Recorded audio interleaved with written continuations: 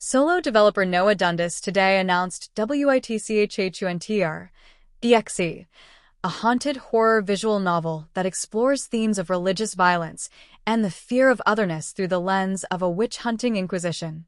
Styled as a forgotten text-based adventure game from the 1980s, the game features psychological and meta-horror elements to emulate a demonic entity haunting the game that sees beyond the screen and wants to claim the player's soul. Set in a remote village beset by the devil, players take on the role of the local priest tasked with leading an inquisition to investigate 5 women suspected of practicing witchcraft. Using brutal witchcraft tests inspired by real Inquisition practices, including pricking, where a suspect's skin is tested for spots that don't bleed, taken as evidence of a pact with the devil, players must interrogate suspects, track down evidence, and ultimately decide which characters will be spared and which will burn at the stake. The core gameplay combines rich dialogue and character art of visual novels with classic text-based dungeon crawler-inspired exploration and combat mechanics. Interrogations unfold through text adventure input, while conflicts shift into timed combat prompts requiring players to parry, dodge, or duck incoming attacks.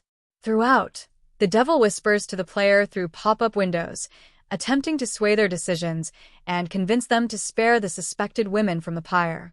How players react to this demonic influence strongly affects the course of a story. Living not far from Salem, Massachusetts, Dundas was inspired to create WITCHHUNTER.exe by comparing the witch trials and executions that took place there with modern religious rhetoric in the political arena. One of the things that really guides my vision is the phrase, "the sin of empathy," Dundas explains.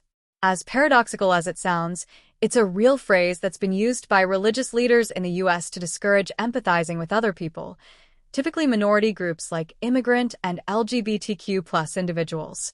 I feel like there are a lot of similarities in that way of thinking as with what happened in Salem, where fear can twist religion into a weapon for violence. The game's historical grounding goes deeper than aesthetic.